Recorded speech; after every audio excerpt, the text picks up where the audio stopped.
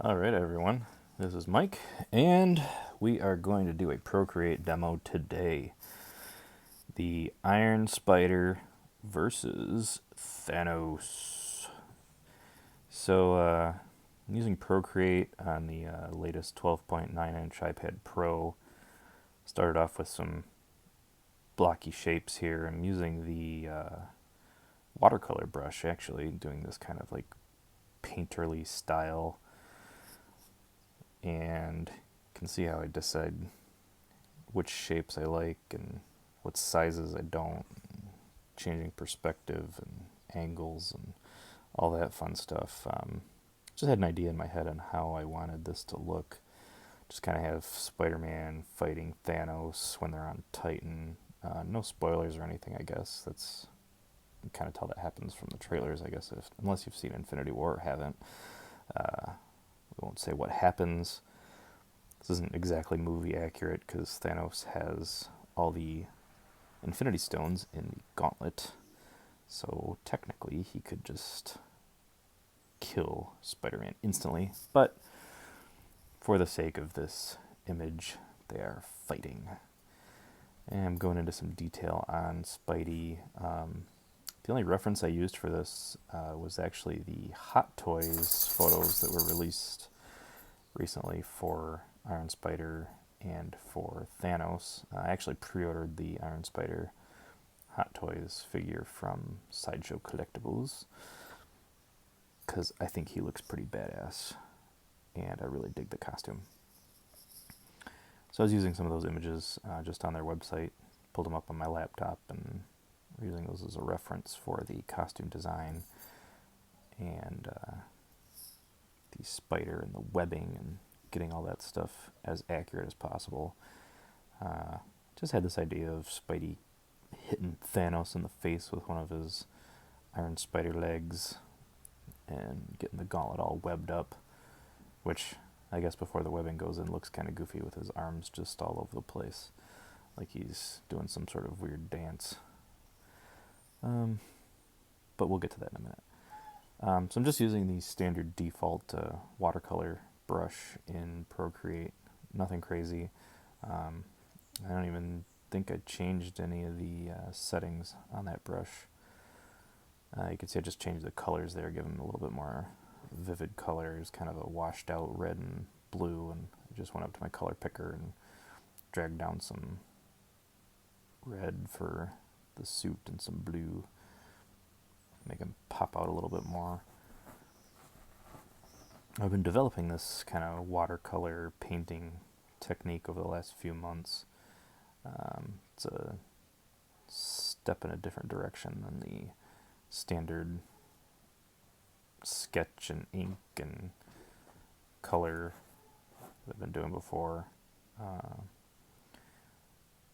I was just trying to figure out where my light source is coming from, and this time it's off to the left, which had this idea for the planet, so like the sun is going to be back there, poking through eventually. But I did go in and add some details with the shadows and highlights, get those round shapes, and his suit's kind of this metallic kind of material or nano material that you see in the movie. So it's got some shine to it, some shimmers. His web patterns are actually kind of larger than other Spider-Man costumes. Got kind of like a armor 3D look to it. Kind of like the original, not original, but like the Tobey Maguire Spider-Man webbing, where it's got this like 3D texture to it, but it's more of a metallic material. It's not a fabric. I guess it's mostly probably metal if you've seen the movie. Hence the Iron Spider.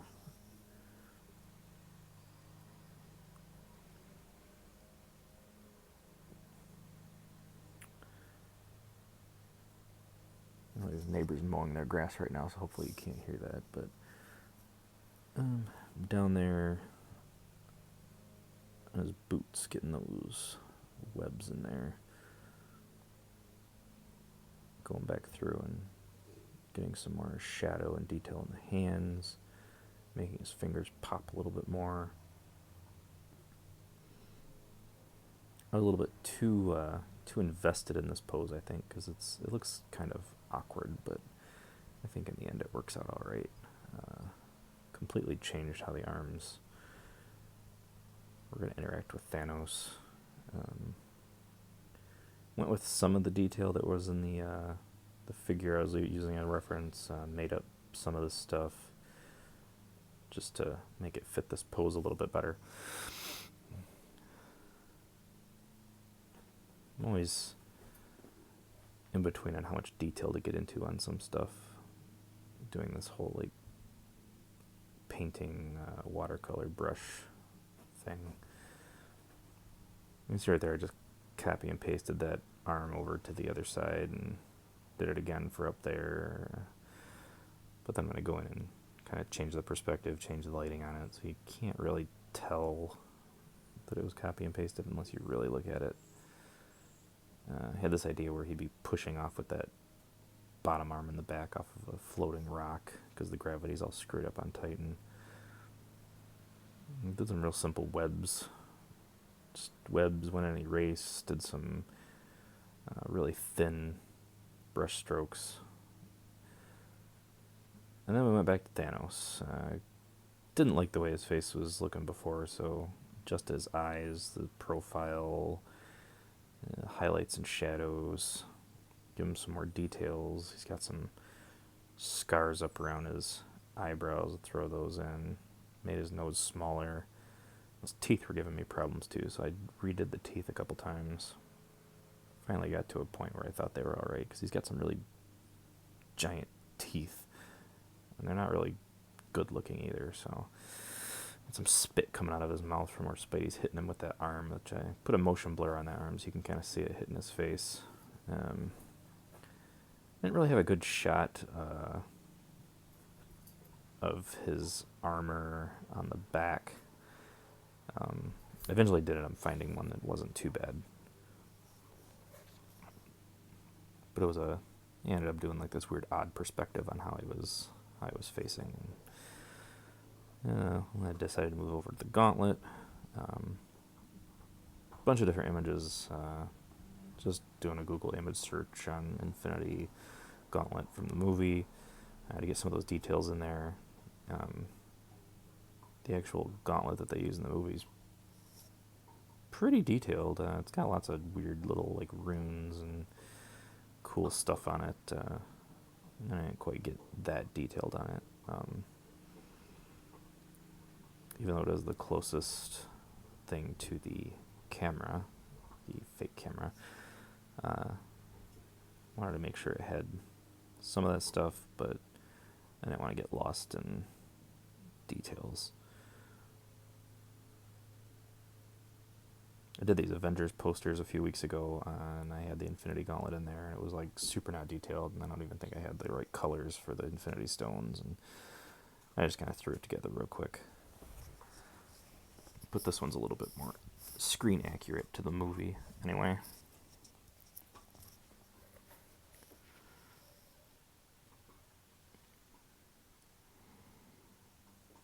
This is when I did find a picture of of a Thanos statue.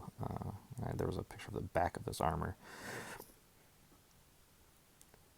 So I was using that as a reference for how these pieces of metal and kind of hard fabric or material fit together. And I have this, it's too brown. It ends up being more of a burgundy kind of color here towards the end, but I'll fix that.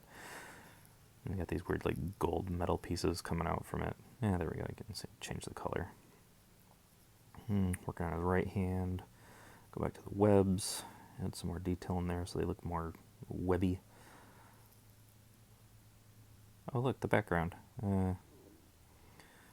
Starting off with a generic blue sky.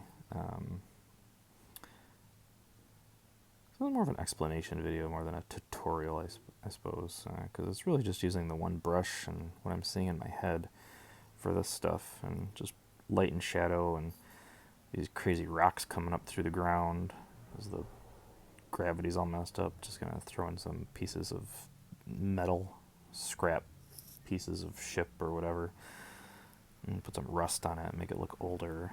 And then we'll start some layering of stuff in the background, some darker rocks popping up out of the ground. It looks very blue and happy, like we're gonna go and have some kind of picnic. So we'll have to change that in a minute. It's just random rocks. I didn't use anything for reference here, just my best guess as to what rocks jumping out of the ground would look like. There's an image with Iron Man and Thanos from the trailer, with kind of like some of these rocks coming out of the ground. Kind of went for that kind of feel, just with the crazy gravity. Just rocks flying all over the place. I did with that one with the arm. There's some dust. We changed it to more of a sepia tone in the background because we're on Titan and it is a dead planet. I was going to put the whole moon thing in there. No, Iron Man. I was going to originally have Iron Man fly in the background, but figured that too distracting. So here we are. That's the final piece. And I talked for about 12 minutes. So thanks for watching. Let me know if you have any questions.